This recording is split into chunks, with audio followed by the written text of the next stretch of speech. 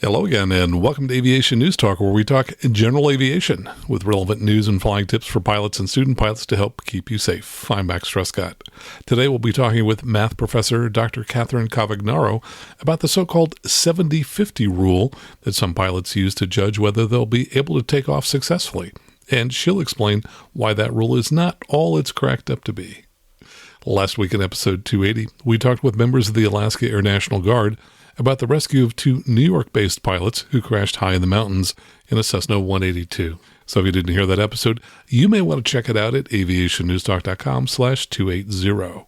And so that you don't miss next week's exciting episode, go to whatever app that you're using to listen to me and take a moment right now, reach up there in the upper right-hand corner, touch that follow key if you're using the Apple Podcast app, or look for the subscribe key in whatever app that you're using so that next week's episode is downloaded for free.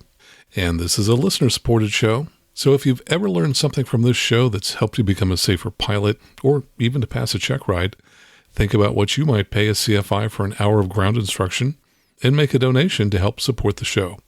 To do that, go out to aviationnewstalk.com/awesome to sign up to make a monthly donation, or to make a one-time donation, go to aviationnewstalk.com/PayPal. And of course, those links are in the episode description in the podcast app that you're using to listen to the show. Coming up in the news for the week of June 26, 2023, Jim Tweeto of the Flying Wild Alaska show has died in a crash. The FAA doesn't want you doing straight-in landings at non-towered airports anymore. And people who apply to become pilots at American and Southwest got a nasty surprise. All this and more, and the news starts now. From avweb.com, Flying Wild Alaska pilot Jim Tweeto killed in crash. Legendary Alaska bush pilot Jim Tweeto has been confirmed as one of two men who died in the crash of a Cessna 180 near Unalakleet, Alaska on June 19th. Tweeto was flying the 180 and the other victim was Idaho guide Shane Reynolds, a family friend. Witnesses said the aircraft failed to gain altitude and crashed shortly after takeoff. No official details are available. His daughter Ariel confirmed the tragedy in a Facebook post, saying her dad, quote, died doing what he truly loved. Tributes are pouring in for Tweeto, who was considered a household name in the North for his bush and mountain flying exploits. He moved to Alaska on a hockey scholarship in 1973 and started flying shortly thereafter.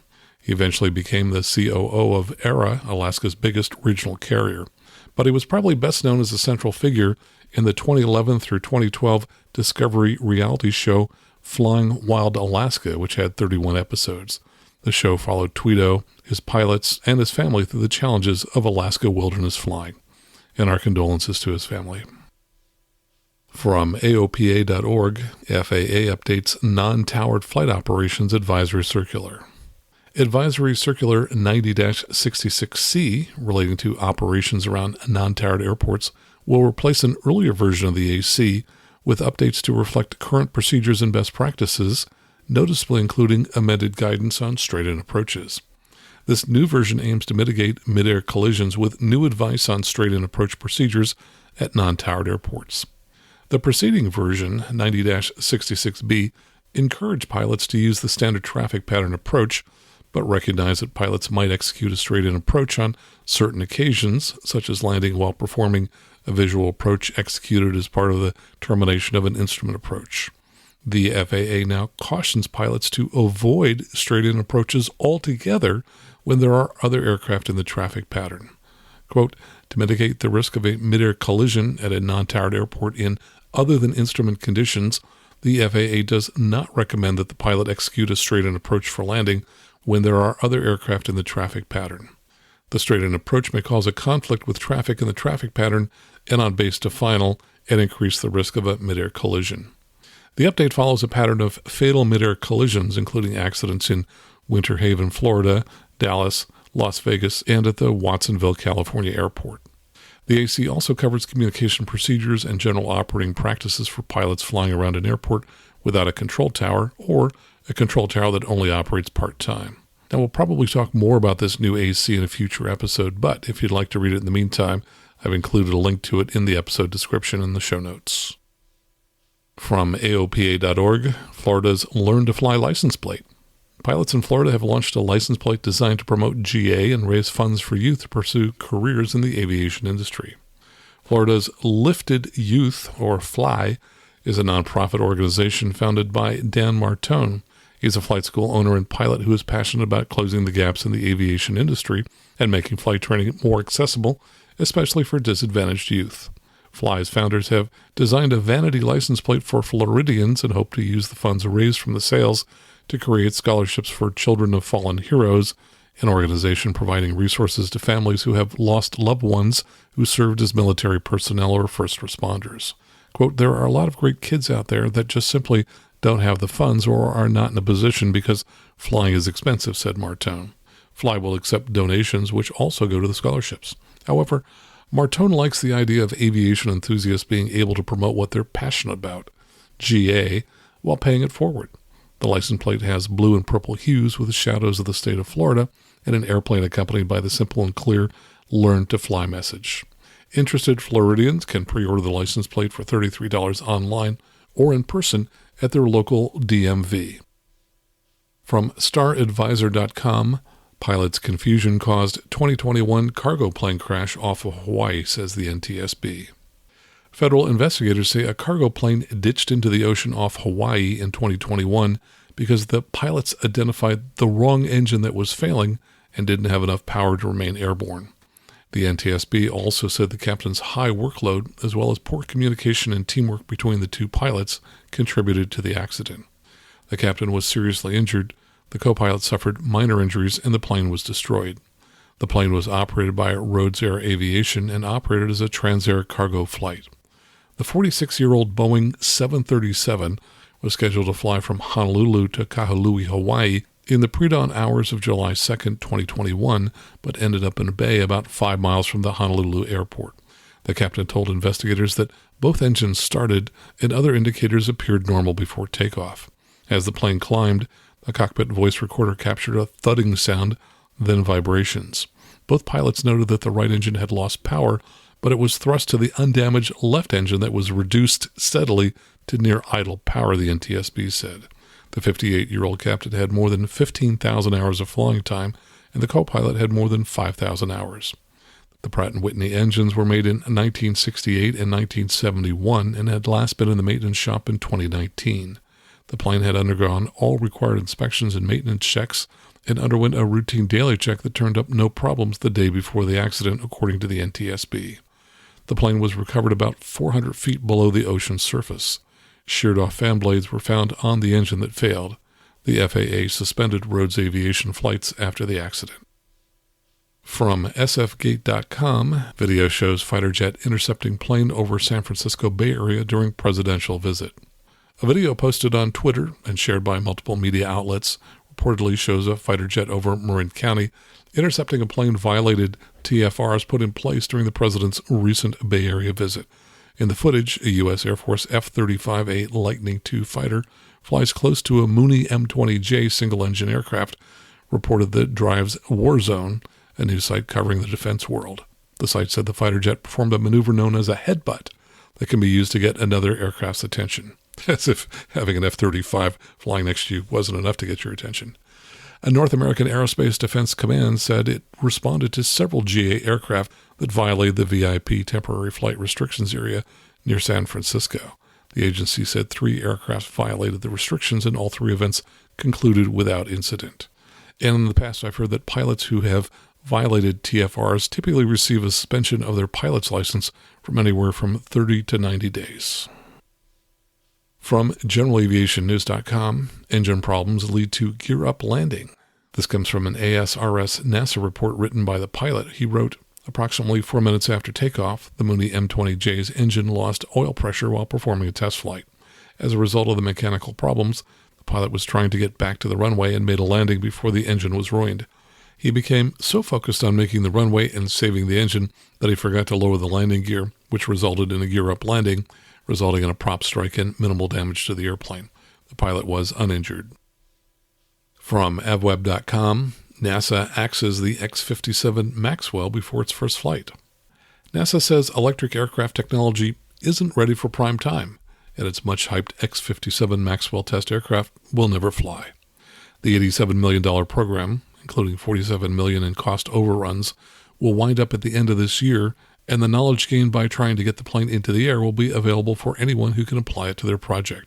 The plan was to modify a Tecnam P2006 with an array of small electric motors on the leading edge of a high-lift wing for vertical takeoff, and shift the power to two larger wingtip motors and props for cruise flight. NASA officials said in a streamed news conference last week they can't do it safely in the time available. The announcement comes on the heels of Tecnam's announcement that it was suspending its own electrification project, the P-Volt, because battery technology isn't advanced enough for economically viable aircraft.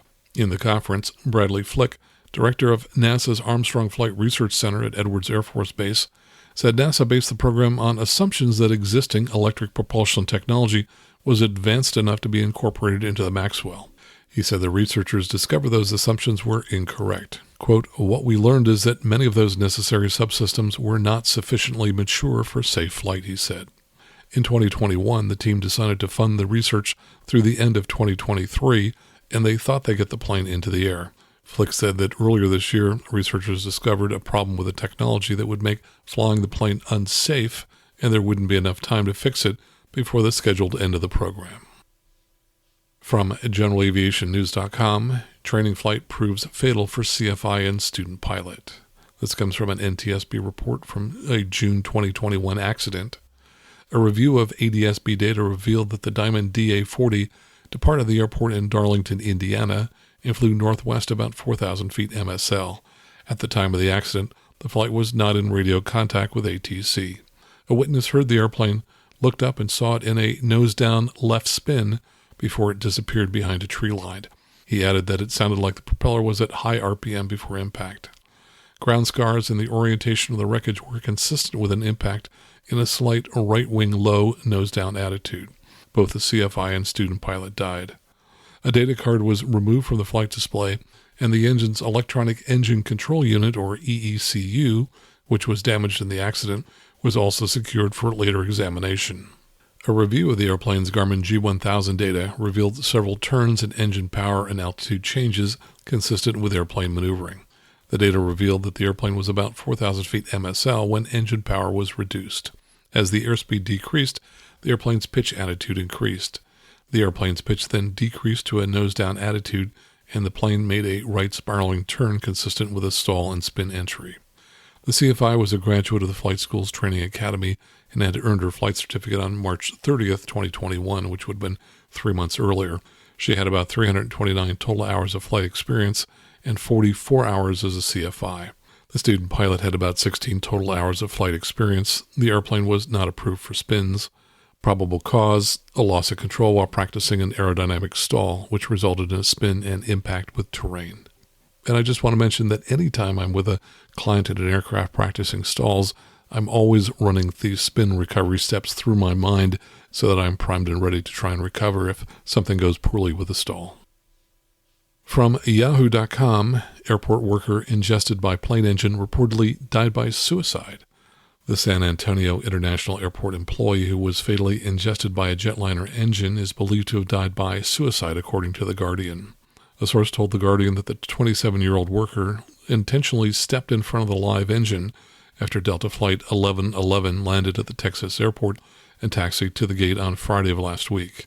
Quote, "There were no operational safety issues with either the plane or the airport," the NTSB said in a statement. The news of the apparent suicide contradicts previous reports that the incident was an accident, comparing it to a seemingly similar incident at an airport in Alabama in December. The Alabama incident was a result of a safety breach and led to an American Airlines worker being killed after being ingested into the engine of the plane.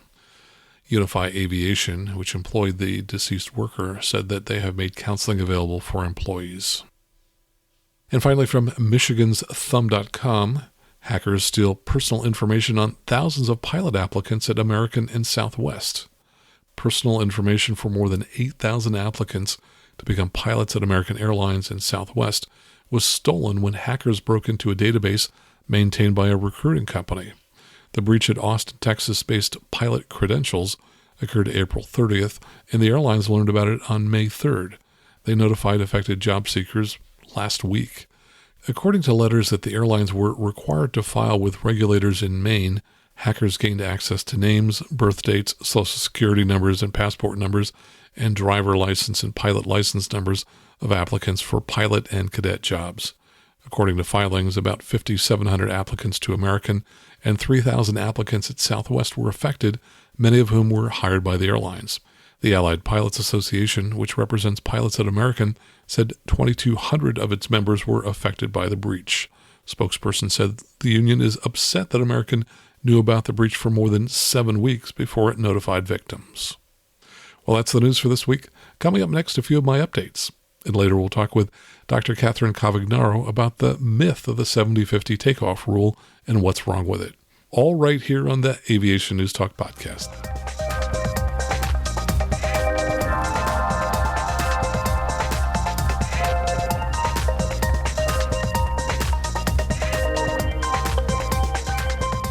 And let's get to the good news. First, congratulations to Patreon supporter Jason Mark. He writes, I passed my commercial check ride yesterday, flying out of Ogden, Kogd, that would be in Utah.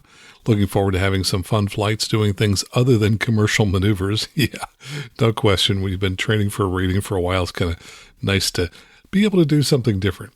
He says, however, I started commercial wanting to become a safer and sharper pilot. It definitely did that and was well worth it, even if exhausting at times. Think my summer is going to be tail wheels and float planes. Well, that sounds like a fun summer. And congratulations to new Patreon supporter Jason Phillips and his son Gavin. He writes, I've been listening to your show since earlier this year. You do excellent work and are an asset to the aviation community. I started listening to the show while working on my instrument. I'm happy to let you know I passed my instrument check ride on June 19th. Even better, my 17-year-old son Gavin passed his private the same day with the same DPE. It was a great day. And he says, in recognition of the value you deliver, I'm making a one-time contribution. Well, thanks so much. Appreciate that, Jason. And here's a recording from Patreon mega supporter Tim Delaney. Hey, Max. Tim Delaney. I was listening to podcast number 279 on the Cessna 150 fatal crash.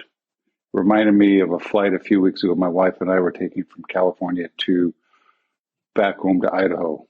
We had to get home because she had a scheduled surgery in the morning. However, the weather over the Treasure Valley was getting really nasty with a lot of thunderstorms. After talking to Flight Service Station, which is something I don't do too often, the gentleman said, by the time you get there, the cells that we're looking at right now will be gone. But he said, I don't know what will be coming after that. I made the decision then to land at Winnemucca and spend the night. My wife at first wasn't happy with that as she really needed to get back for her surgery. But I said it would be better to be on the ground and reschedule the hand surgery than to push on and wind up in a very serious, if not fatal, predicament. Anyway, it's easy to see those in retrospect that I made a good decision.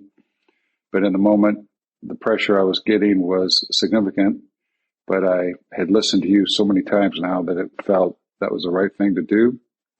And we did it. And I stuck to my guns. Anyway, great show. Keep up the good work. Bye.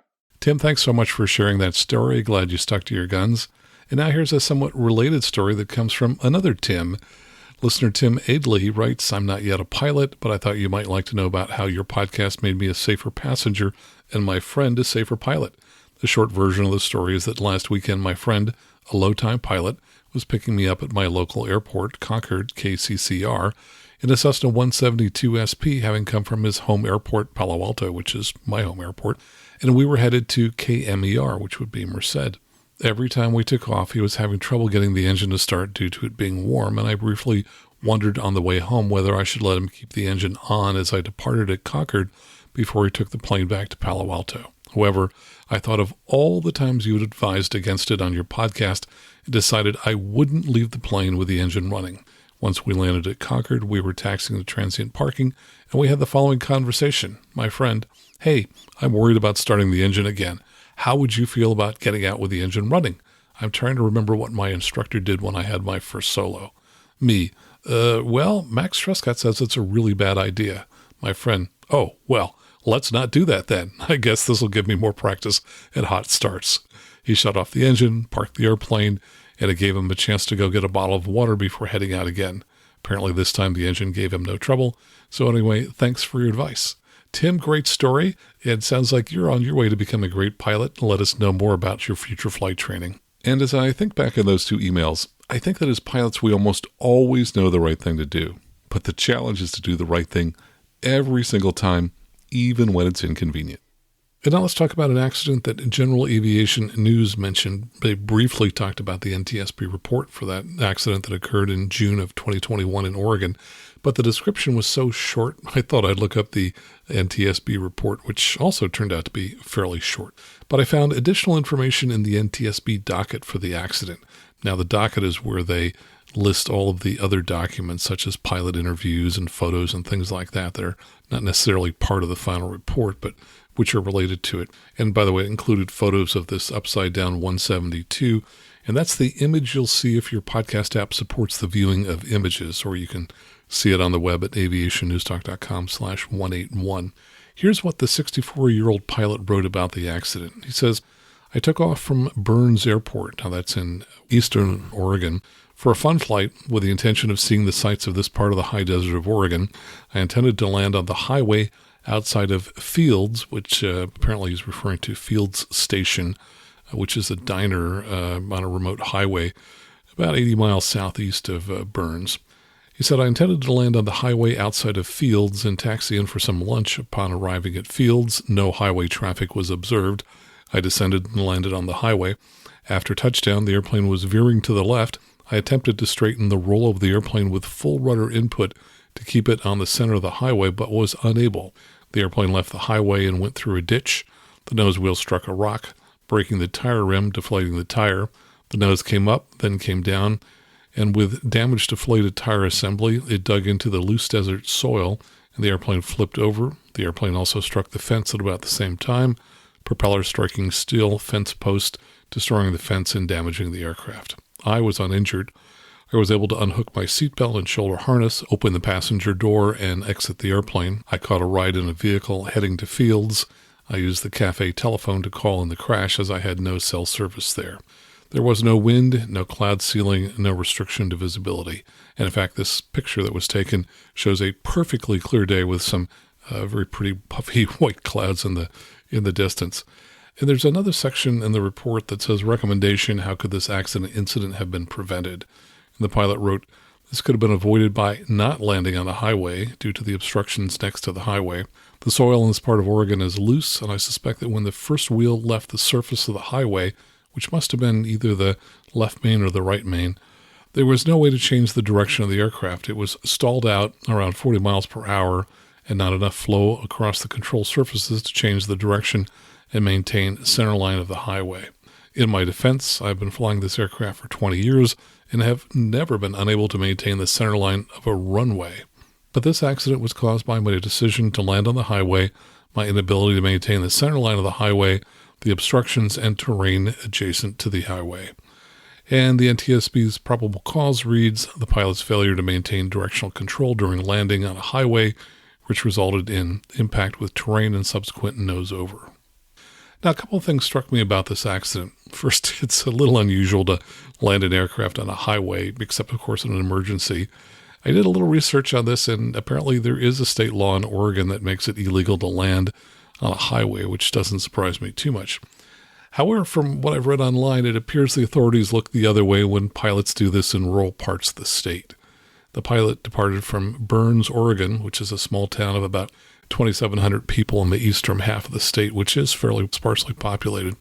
He was flying to Field Station, which is a diner located about 80 miles southeast of Burns. Now, I think it's likely that any insurance the pilot had on his 172 had an exclusion for purposely landing on something other than a designated airport. I'm sure he and other pilots who've landed on that highway never thought to check their insurance before they landed there. But anytime you're doing something that's a little out of the ordinary, it's really worth checking to see if your insurance will still cover it. Now, the pilot mentioned that he'd been flying for 20 years and had never been unable to maintain the center line of a runway. But there is a difference between landing on runways and rural roads. And that is that usually runways are fairly flat across their width. However, if you look at most two-lane roads, they have crown surfaces, which means they're higher at the center of the highway. and then they slope downward to each side of the road, left and right of center. And of course they do this because it allows the water to run off the surface toward the edges of the road. So the pilot probably didn't consider how roads different from highways. Also, the report said that he had 338 hours of total time over 20 years. That works out to just 17 hours a year, which is certainly below the minimum number of hours that I'd recommend a pilot fly to remain proficient. It did say that he'd flown 11 hours in the past 90 days and 10 hours in the past 30 days, which suggests that in one recent 60-day period he'd flown only 1 hour, which isn't a lot. But what really struck me is that he said that he was unable to keep the plane on the highway with full rudder input. Now, he probably meant that once one of the mains dropped off to the highway, full rudder input was insufficient to bring that tire back onto the highway. Had he used full rudder input before one wheel dropped off of the edge, I think it's likely he could have kept the plane on the road. But his narrative also suggests a lack of knowledge about one other option that he had, and that was the use of the brakes. All but 28 hours of his total time was in Cessna 172s, so it's quite likely that he had never flown a tail dragger or one of the many aircraft with free castering nose wheels, such as Diamond's, Cirrus, and Columbia aircraft. And I think that Grumman's also are free castering. It's been a long time since I've flown a Grumman. Anyway, in all these aircraft, the only way to turn the aircraft at slow speeds is using the brakes. You use differential braking. If you want to turn to the right, you end up pushing more of the right brake. At higher speeds, the rudder becomes more effective, and at those speeds, you no longer need the brakes to maintain directional control. So while the pilot correctly observed that he could have avoided this accident by not landing on a highway, to which my kids would say, duh, he might have avoided it if he'd had more experience flying other aircraft besides the Cessna, in which he flew over 90% of all of his flight hours. So I'd like to encourage you to occasionally try something different, whether it's flying in a different single-engine aircraft, or in a tailwheel, or taking an aerobatics lesson, or a glider lesson, or even, like me, taking helicopter lessons. For example, I recently came across one instructor who makes a point of getting an additional rating every year, so he tries something new and gets a new rating. Now, not only will you have a lot of fun by trying something different, you may also learn some new things that you can apply in the aircraft that you fly most frequently. And it may come in handy if you ever decide to land on a road, which, in general, I wouldn't recommend. And now let me quickly thank the new Patreon supporters who've signed up over the last 2 weeks. 2 people have signed up at the $20 a month level, Ted Gill and Sam Doolittle, so they'll have access to my many videos I've posted. And Dave Grulich and Scott Sumner both signed up at the $35 a month level, so they'll have access to my online courses for learning the G1000 and perspective, and also WAS for instrument flying. We had a few PayPal donations, thanks to John Grulich, who signed up at $35 a month via PayPal. And special thanks to Pylon Aviation Services for a very large one-time donation. Scott, who runs the company, says we are a distributor for Airbus helicopters, and they're located in Chandler, Arizona. He says, as a great number of our clients are owner-flown both fixed-wing and rotorcraft, I'm sharing your links for Aviation News Talk with all of my customers. Scott, thanks so much for sharing this show with your customers and for your one-time donation. And if you've been sitting on the fence and thinking, yeah, I really would like to donate to help support this great show, now's a great time to do it. Head on out to aviationnewstalk.com/awesome on the web, and you can sign up via Patreon at various monthly dollar amount levels. Or if you'd like to make a one-time donation, go out to aviationnewstalk.com/PayPal, and you don't even need a PayPal account to do that. Just enter your credit card and send us a donation. And coming up next, we'll be talking with Catherine Cavagnaro about the many shortcomings of the so-called 70-50 takeoff rule. All right here on the Aviation News Talk podcast.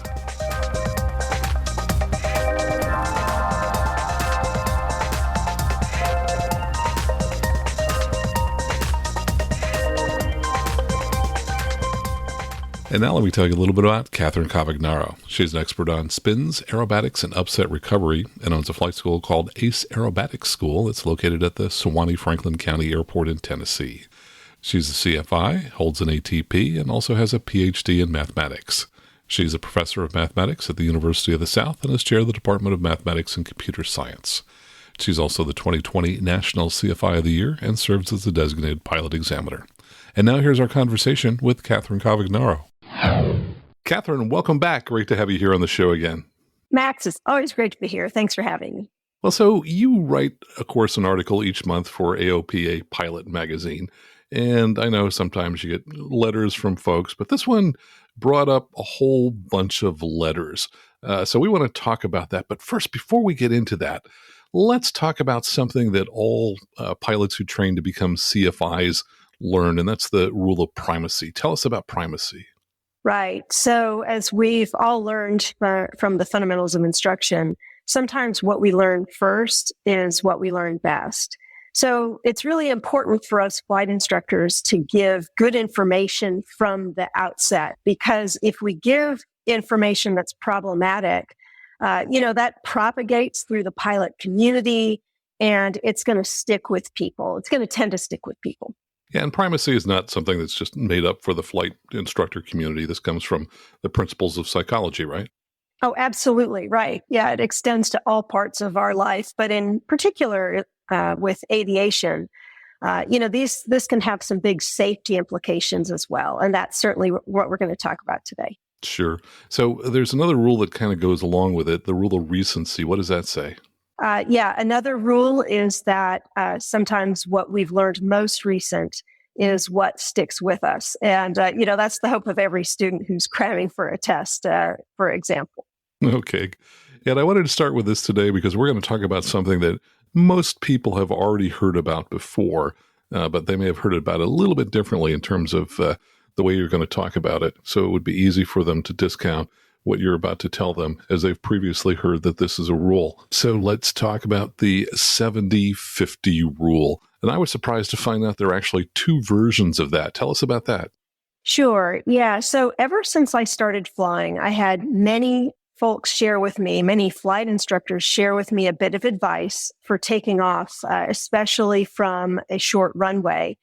If you think that maybe your performance might be compromised or you might be in a situation that's a little dicey in terms of runway length, that if you have 70% of your rotation speed by the time you reach the halfway point, that you should be okay for the rest of the takeoff and that you should be able to get in the air. So that would be, say, an abort trigger. If at the 50% mark of the runway, you don't have 70% of your rotation speed, then you should go ahead and retard the throttle. And the idea is that you could probably go ahead and stop the airplane in the remaining half of the runway.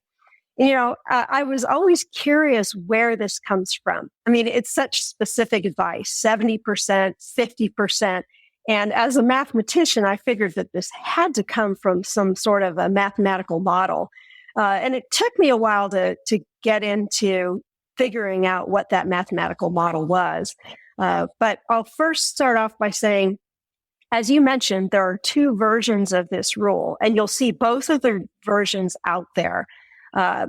In one version, which I just mentioned, you compute 50% of your runway length. And that's what you use as your trigger point, your abort point.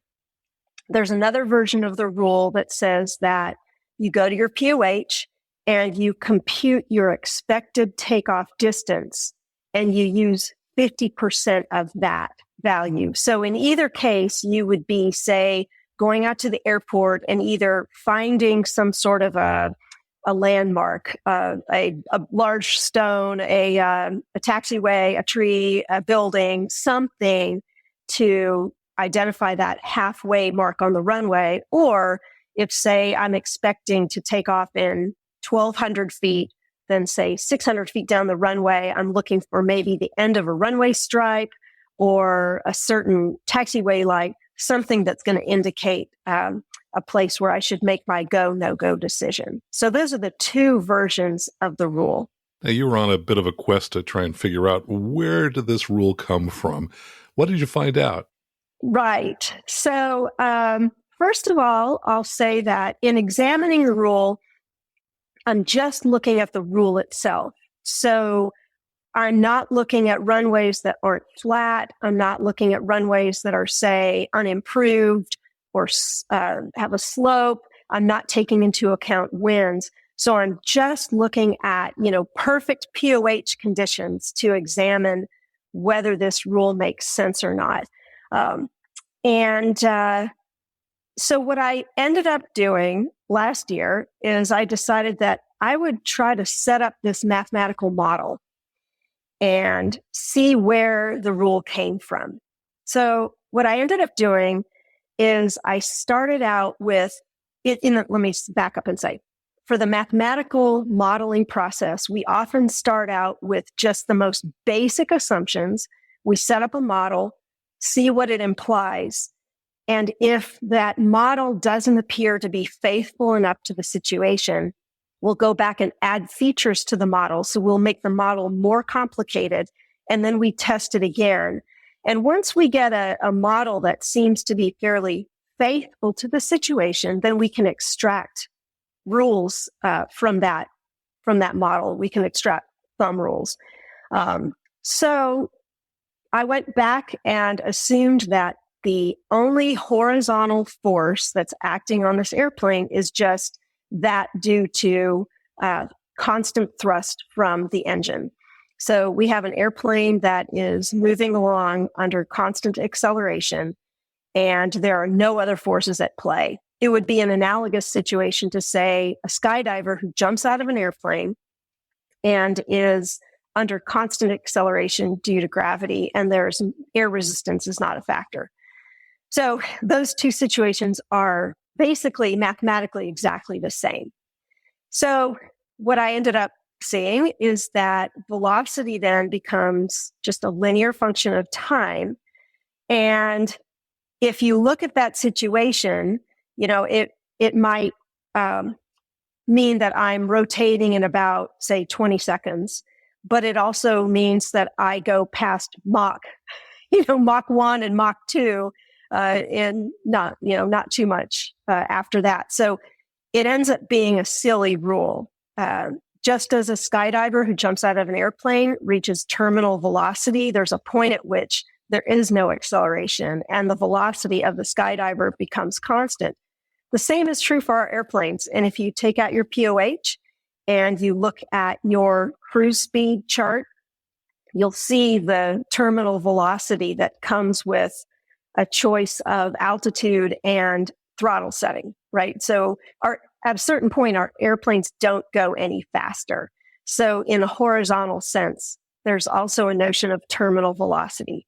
So this basic rule that I set up where acceleration is constant is silly for this airplane. So I decided I would go back and I would set up, and I'd add a new term to my model that takes into account air resistance. And when I did that, I do in fact get a terminal velocity, which is consistent with the POH. Okay, so I have these two models and I decide, okay, well, does my 70, 50% rule come from one of those? And I realized, oh, that rule comes from the silly first model that doesn't have a terminal velocity. In other words, it's going to predict my Bonanza will go supersonic, not too much after takeoff. And it just hit me that, wow, that just sort of stopped me in my tracks when I realized that here we're all using this model for takeoff that just comes from a situation that's completely unrealistic. And then when I looked at my more complicated model, which is still fairly simple, the one that incorporates air resistance, I realized that what happens is you would actually have to have more than 70. It's actually technically it's 71%, not 70, but you'd actually have to have more than 71% of your rotation speed at the halfway mark of either version of the rule. You have to have more than 71% in order to achieve rotation speed by the point at which you've designated as your go or no-go decision. And I'll tell you that just, it really hit me. So I decided I would do an article for Pilot Magazine on it in my Flying Safe column. And I knew I'd get a bunch of pushback because this rule is everywhere. It's everywhere you look, there's this rule. Again, I knew I'd get a lot of pushback, and I did, but I still think that it's important for all pilots to really think about this situation before using a rule like this. And I think you asked people to contact you if they knew where this came from. Now, that magazine goes out to hundreds of thousands of people. How many people were able to contact you and say, hey, this is where this comes from? Nobody's ever told me where the rule comes from. It goes way back. But it's funny because folks cite it as if it's some sort of axiom, like it's just some rule that's, divinely given to us. The current version of the AIM 768, if you're curious, there's an article from AvWeb last year that gives the rules. Sparky Imeson boldly says that if you have 70% of your rotation speed at the 50% mark, you will have enough airspeed to take off from the runway.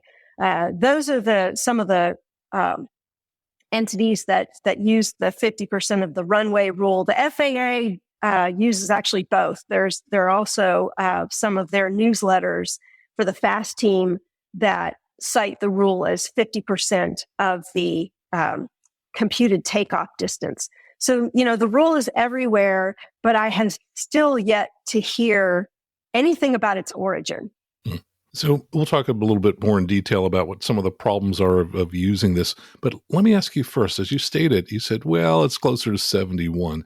Are you saying, yeah, but it should be the 7150 rule? Or are you saying, now there are bigger problems than that? Both. So if you're going to, even if in a perfect world, this really were true and there were no air resistance, if we're all flying around in vacuums and such, it technically should be a 71% rule because there's a square root involved. But this rule has bigger problems than that. And another one, if I might mention, the rule about constant acceleration doesn't apply to prop aircraft. Jets tend to take off with relatively constant thrust, but the planes that you and I fly, well, actually you fly jets. So the planes that I fly, prop aircraft, tend to depart with constant power. So what that means is as the aircraft continues on its takeoff run, the acceleration is actually going to decrease as velocity increases. So that's another problem with this rule that I didn't even factor in. So it turns out that even my more advanced model is probably a little optimistic as well. Some of the feedback that I heard from folks concentrated on, well, gosh, I did this in my airplane and it seems to work out pretty well. But another problem I'll point out with the rule is that if you're going to test it, you must test it in no wind conditions because winds can seriously confound the results that you're going to get. For instance, as a thought experiment, assume that you have an airplane with a 70 knot rotation speed. So that's basically my Bonanza. I rotate with 70 knots. And if I have a 50 knot wind, which is 71% of my rotation speed, and it's coming right down the runway, then I have already achieved 71% of my rotation speed with my engine not even running. So that rule turns out to be a terrible predictor of future performance based on what I've achieved. So winds can really confound the situation. So you really need to, if you're going to test it, make sure you don't have any winds. So you were talking a little bit about how the rule might be more appropriate for constant thrust than constant power.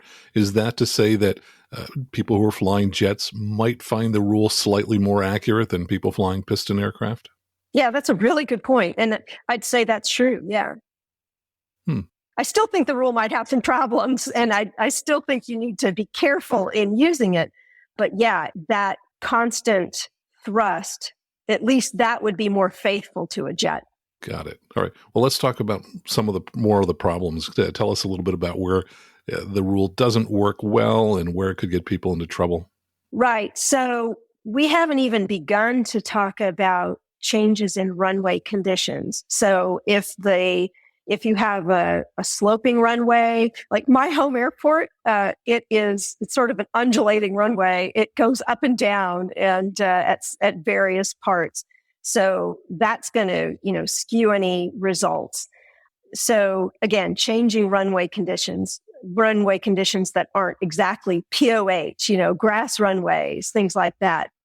Another problem with this rule is I have never seen it presented with appropriate bounds for its use. For example, suppose that I am taking off in my Bonanza from a runway that's 12,000 feet long. And one version of the rule says that I should have 70% of my rotation speed by the 6,000 foot mark. And that would be my go, no go, decision point. And that's ridiculous because if I don't have 50 knots by 6,000 feet down the runway, something is seriously wrong with my airplane, or it's seriously wrong with the conditions under which I'm taking off, right? Super high density altitude, that kind of thing. Either way, I should really rethink this takeoff. And again, on the short end, so if you're using 50% of your takeoff, calculated takeoff distance, those can be kind of optimistic, the POHs. And so you'd end up probably aborting a lot of takeoffs that you wouldn't necessarily have to abort. So I just think that the rule doesn't come with boundary conditions, which would be appropriate for its use. And again, I'm not even saying the rule is appropriate, but it's bothersome too that it doesn't come along with conditions for its use. Well, I think when we talked earlier, you mentioned another issue, which is if you apply this rule and everything works out correctly and you've got a runway that's, that matches the length of the rule, at what point are we actually rotating? Oh, right. Yes. So even if the rule were appropriate, it means that your wheels are leaving the pavement in the last inch. And that's problematic, right? That gives you no leeway at all for bearing technique and bringing the airplane to a stop and such. So, and also I should mention that not only is it incumbent upon us pilots to make sure we have sufficient runway for departure, we also need to make sure that we have a sufficient ability to climb. So, this rule, even if it were true, it doesn't even guarantee you can climb out of ground effect or clear any obstacles at the end. Another thing that's puzzling, there's actually another version of this rule that the FAA promotes. I think it's the 30-70 rule. If you don't have 70% of your rotation speed, 30% down the runway with obstacles at the end, you should abort. And that's just beyond puzzling because it makes no reference to the height of said obstacle at the end of the runway. So I don't know how they even come up with this 30% with obstacles at the end. So this rule has so many problems. And what just surprises me is there's a far simpler and safer rule out there for us to use. And it's something that I shared in my article. And it is, here is what I do. I go to my POH and I compute a takeoff distance. Let's say that it's, I'm projected to get off the ground in 1,000 feet. I might allow myself another 200 or 300 feet, due to my engine not putting out the power that it used to when it was new, just varying conditions like, maybe I'm not the perfect pilot that day. And I'll allow myself, say, in this case, 1,300 feet. And I will isolate or I'll identify a landmark roughly 1,300 feet down the runway. And that's my go, no go point. And if my wheels are off the ground by then it's a go. If my wheels aren't off the ground by then, I'm going to retard the throttle and bring the airplane to a stop And I've made sure that whatever runway remains is going to be appropriate long enough to bring my airplane to a stop safely so I can turn around, taxi back, and exercise plan B. So that's another thing that just has always puzzled me is there's a much simpler rule out there than that is safer. Yeah, it sounds like what you're saying is the 70-50, and I hate to call it a rule. Maybe we should come up with a different name for it now. The 70-50 estimation, or whatever Myth. it is. Myth. Oh, there we go. The 70-50 myth Right. just doesn't build in any safety margin. And yet as pilots, you and I are always looking for additional margin. So right now in this example, you calculated from the POH, which took into account the slope of the runway, took into account the temperature, density, altitude, and so on.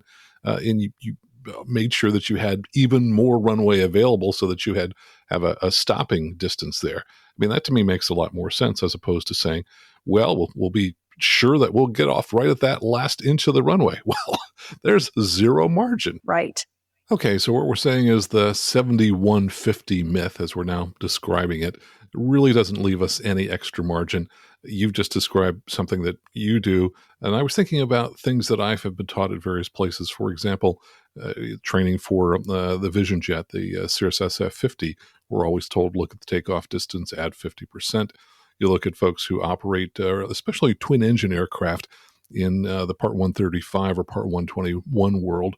They're using the accelerate stop distance, which means they've calculated how much runway they need to get to rotation speed and then stop the aircraft before the end of the runway. If we were to create a new rule based on what you're talking about, what would that rule be? What's Catherine's rule going to be for takeoff?